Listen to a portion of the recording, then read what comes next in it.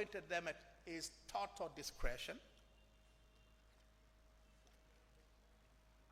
He appointed at his discretion all members of the country's electoral commission. He appointed the clerk of the National Assembly, the chief executive officer of the National Assembly. He appointed a certain number of members of parliament. He appointed the central bank governor, and the list goes on and on. And therefore, when we speak of an imperial presidency created by Mwalimu, the president became what Professor Issa Shivji has described as the giver and taker of life, liberty, and livelihoods. He could decide who would live or die. He could pardon criminals.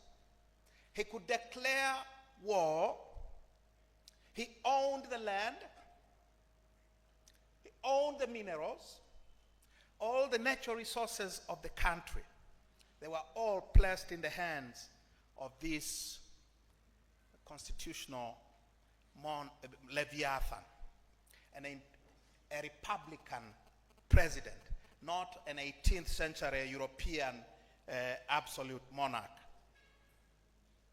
So that is the most important contribution of Mwalimu Julius Kambarage Nyerere in the constitutional development of Tanganyika.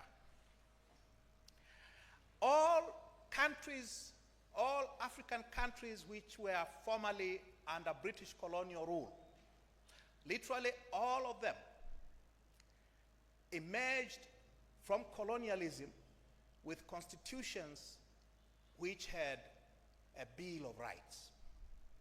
Not so Tanganyika. Mwalimu refused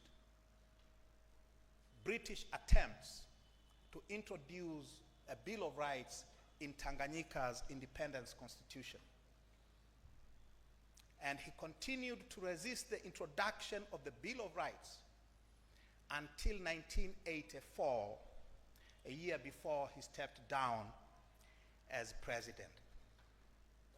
He always argued that we do not need a law that prescribes limits on the government. We should not create constitutional straitjackets. We should not introduce constitutional limits to the power of the government and the power of the president, because the state, in Mwalimu's view, was this benevolent institution whose mission was to bring development to the people. And therefore, he argued it should not be encumbered by a Bill of Rights. The courts should not be given the power to curtail the government's mission of bringing development to the country and the people. So by 1985, when he left office, the people of Tanzania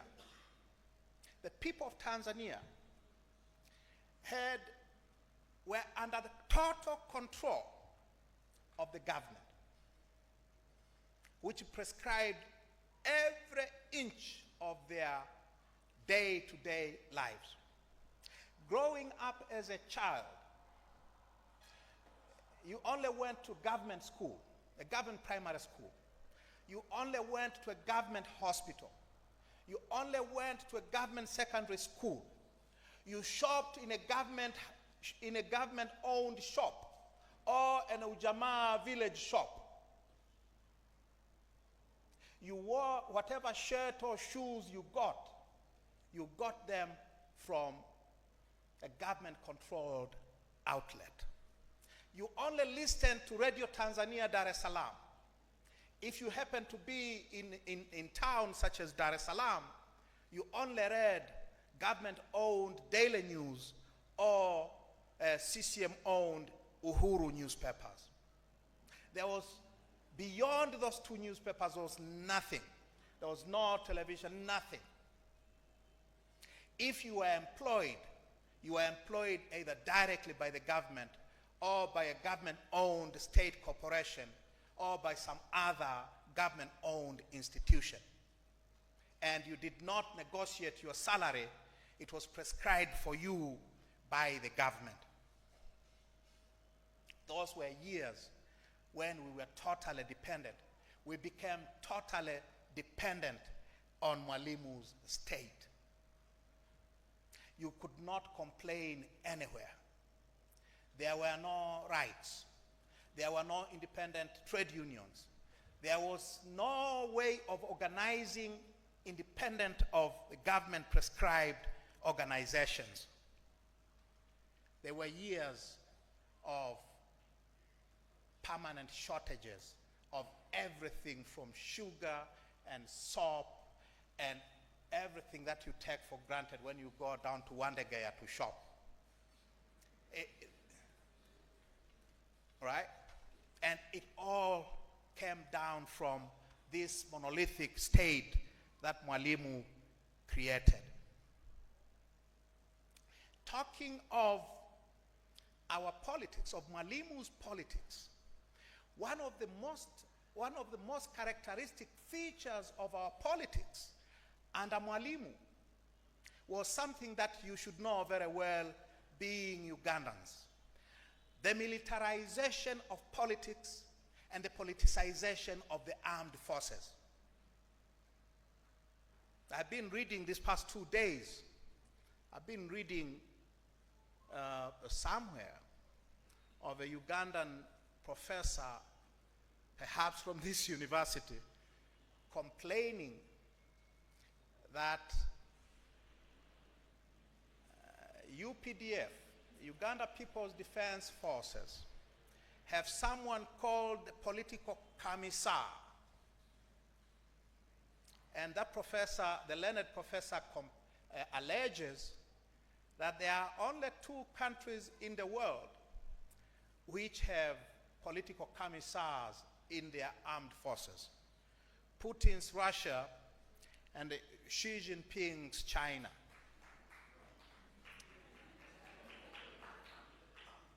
Well, with all due respect, the professor didn't have to travel to Russia or China to know about political commissars. From 1964, when the Tanzania People's Defense Force, TPDF, yours is called? UPDF, right? Where did you get UPDF from?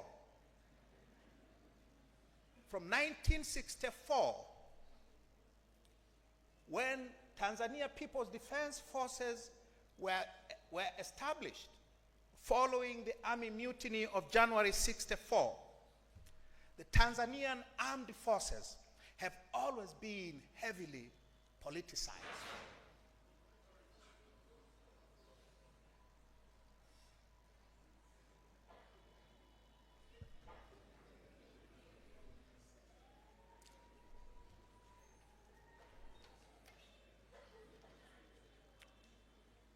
Tanzania's armed forces have always been politicized. Tanzanian politics have always been militarized.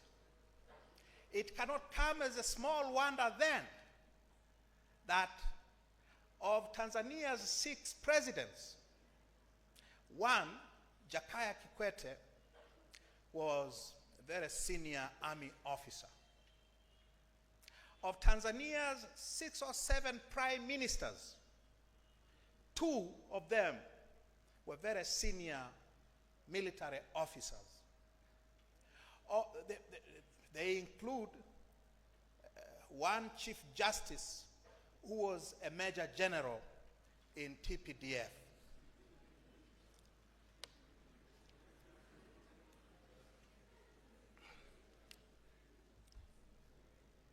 And that is to say nothing. That is to say nothing of possibly hundreds of senior army officers who have served in various capacities in politics and in civil administration as ministers, as regional commissioners, as district commissioners, as heads of government parastatals, and so on and so forth. So the phenomenon of militarization of Ugandan politics and the politicization of your UPDF, I dare say, have nothing to do with Putin or Xi Jinping. They have everything to do with Julius Kambarage Nyerere and Tanzania. Where did Yoweri Museveni grow up? All of you know that he went to Dar es Salaam, to the University of Dar es Salaam. Very few of you know that he literally lived in Mwalimu's State House. What happens when Mama Maria Nyerere comes to town here? Mzee and his entire family come. He doesn't wear that big hat of his in Mama Maria's presence. He literally grew up under Mwalimu's wings. And all this revolutionary adventurism of his started in Tanzania. And therefore, you should not be surprised that your armed forces are Uganda People's Defense Force, like his beloved Tanzania People's Defense Forces. Now that is a direct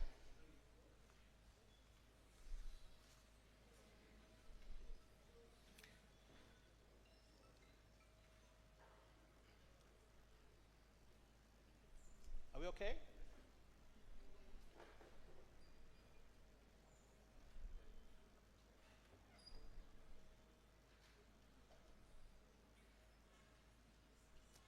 The oversized role that your armed forces play in today's politics in Uganda were almost wholly borrowed from Tanzania.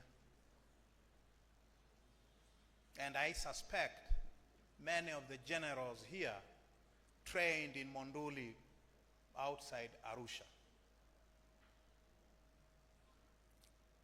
That is Mwalimu's legacy, his constitutional legacy for you. But it is not just that. Let's go back to the early 60s. When Uganda gets independence in 1962, in October of 1962, Tanganyika is only 2 months from becoming a republic. Mwalimu is in the process of carrying out a constitutional coup, changing the country's entire constitutional order from a parliamentary democracy he had inherited in 1961 at independence to a republican form of government with an executive president at its head. So Uganda gets independence when Tanganyika is becoming a republic with an imperial president. When Uganda gets independence, there is already in East Africa, there is already in Tanganyika, a ready model of governance which gives whoever is in power, whoever is in control of the instruments of state, real powers.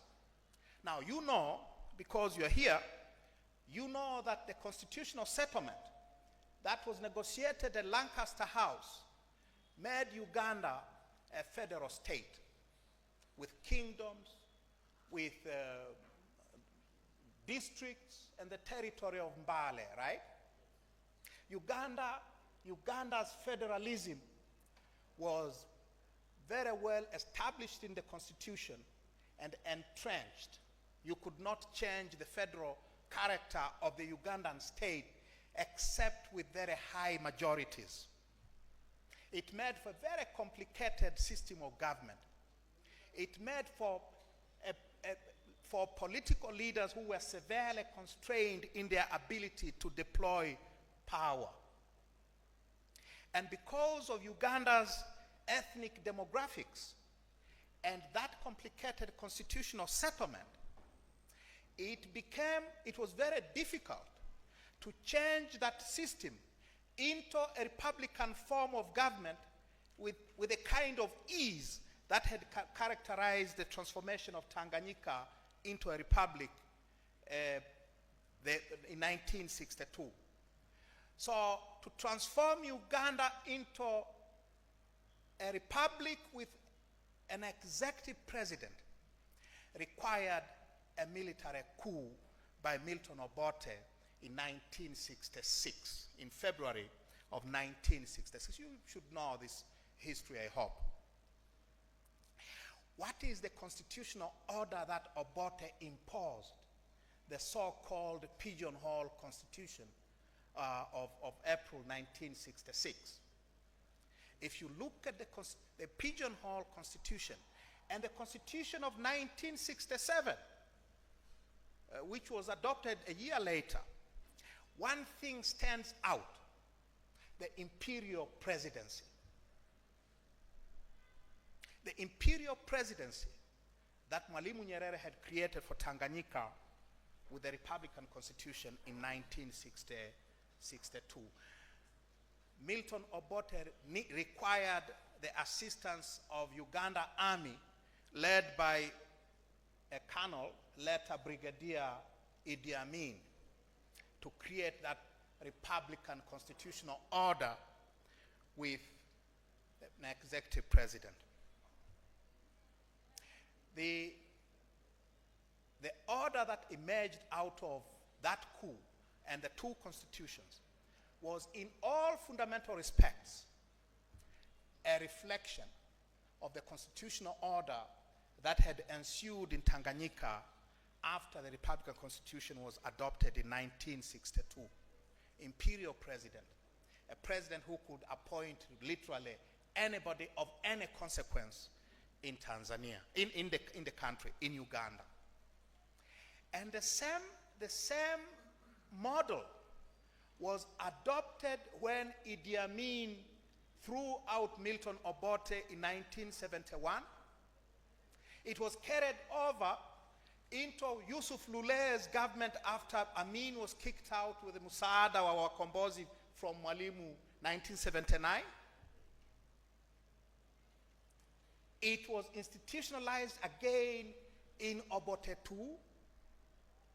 And who can say today, with Yoweri Museveni and your constitution of 1995, who can say that Uganda does not have an imperial president under the current constitution? All that, my argument is, all that was inspired by Julius Kambarage Nyerere. And you know, he did not only inspire constitutional development in that direction, he also interfered massively in Uganda's internal political processes. Anyone doesn't know this? He did not only overthrow Idi Amin, he installed Professor Lule, and when Lule started acting too independently, he had him removed, all right, in Mwanza. You should read Professor George Kanyehamba's book on the constitutional development of Uganda. He tells the story of how Lule was removed.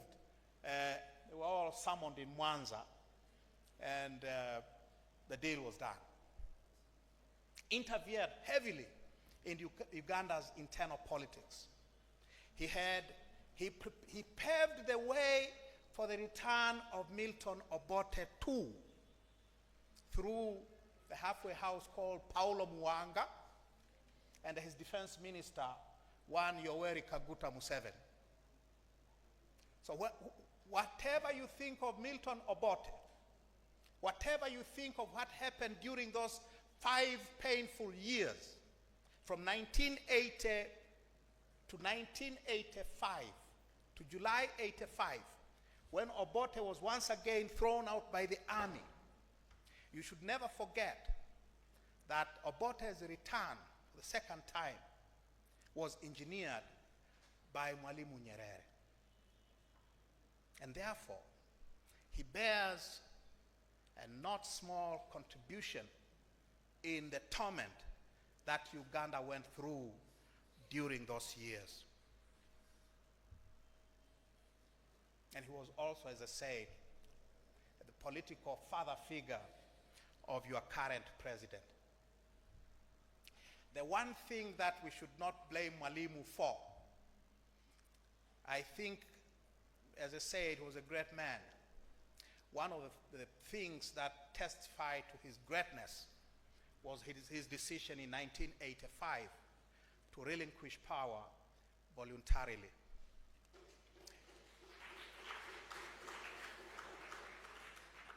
Tanzania became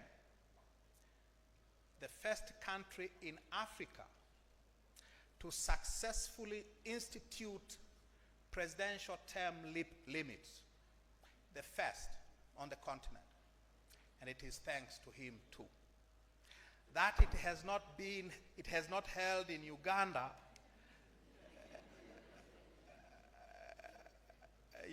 it was tried, right? It was tried thanks to his inspiration. It was presidential term limits were instituted here, I argue, thanks to Mwalimu, to his inspiration, to his example. That they have not held, he should not be blamed for the fact that presidential term limits have not survived here. Maybe if we say that he contributed in a way because of the imperial presidency that he inspired here and elsewhere.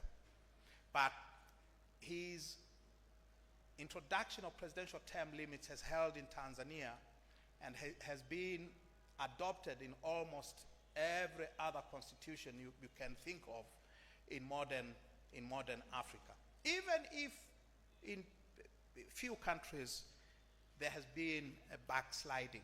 So we can thank Mwalimu for presidential term limits, the constitutional legacy of Mwalimu. What else? What else?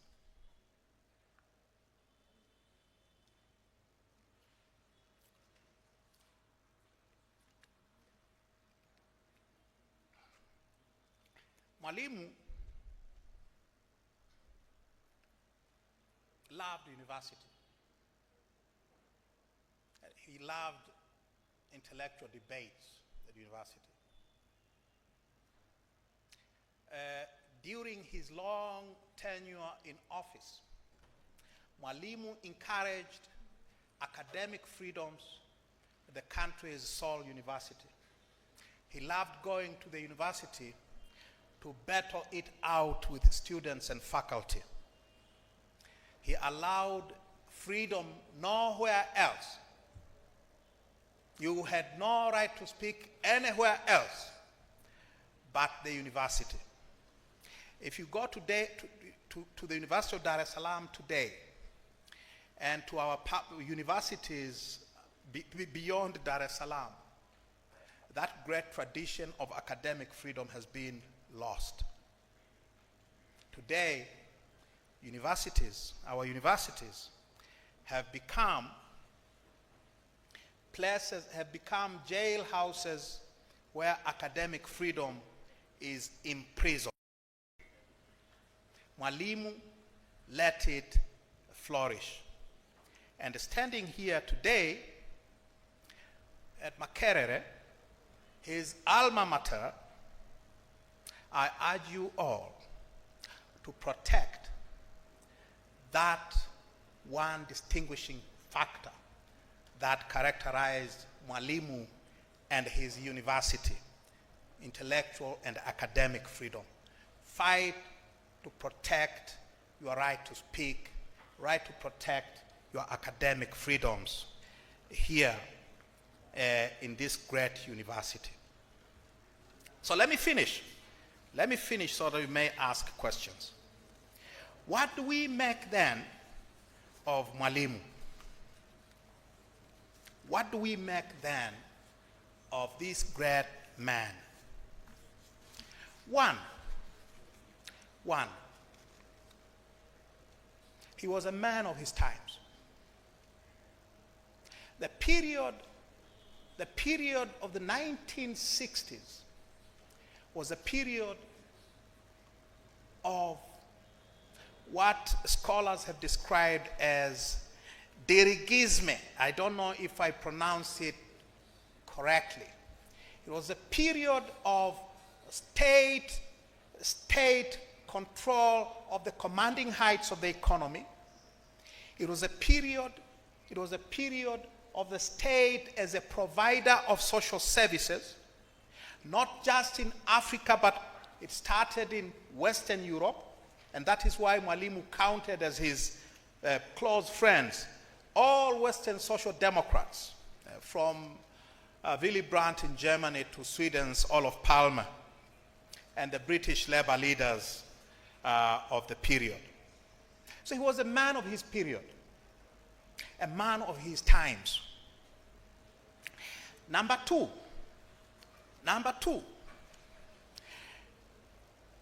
he could have made different choices. It was not a given that we should have taken the direction that Mwalimu took. Sir Seretse Khama of Botswana, who led his country to independence in 1965, did not take that road. And today, people sing praises of Botswana as one of the few success stories. It is partly because Sir Seretse Khama, the first president, did not choose the path that Mwalimu chose. He had choices, and he should be judged for choices that he made. Number three, he was a human being. He was fallible.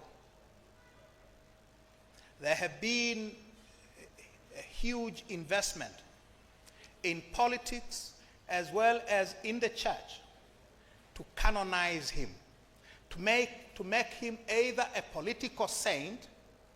If you are in Tanzania, Mwalimu is untouchable, or a religious saint, as in Saint Juliasi. There has been a massive investment to make Mwalimu a saint. Whether a secular political saint or a religious saint, as in those efforts which started here with Ugandan Catholics. But Mwalimu, I believe, they are doing this because Mwalimu is no longer with us. Mwalimu would have been the first to admit that he was first and foremost a political leader. He was a devout Catholic, yes, but he never was a religious leader of any not. He was a political leader, and as such political leader, he could sign death sentences, and he did sign several death sentences. He put people into detention without trial. He conducted war. We always talk of the Uganda War of 1979. Read Museveni's planting the mustard seed, and you will know that there were all kinds of troubles emanating from Mwalimu's Tanzania into Amin's Uganda. In fact, one of our regional police chiefs was killed inside Uganda and he was not returned to Tanzania until after 1979. What business was the regional police commander doing deep inside Uganda in 1972? Mwalimu had a very activist foreign policy. He sent Tanzania's armed forces to overthrow governments in Seychelles, in Comoro. He had Tanzanian soldiers fighting in liberation wars in Mozambique and elsewhere. He was a very activist. He had a very activist foreign policy, like someone you know very well. Now that's another legacy of him. He was first and foremost a political leader. He did not allow rights. He was not accountable to anyone. He was one of the most honest people you can imagine. He died a poor man. In fact, he died without a pension. Mwalimu got his pension statutorily provided in April of 1986, almost a year after he had relinquished presidential office. So he left office without a pension. He didn't steal. His family are paupers by Tanzania's recent standards. He's a very honest man. And there is a great value to be attached to that. But he created the constitutional and institutional incentives for the massive corruption that the country suffers from today. He created a system of government which was completely unaccountable to anyone. So that is Julius Kambarage Nyerere and his legacies for you. Thank you very much for listening to me. Thank you. Thank you.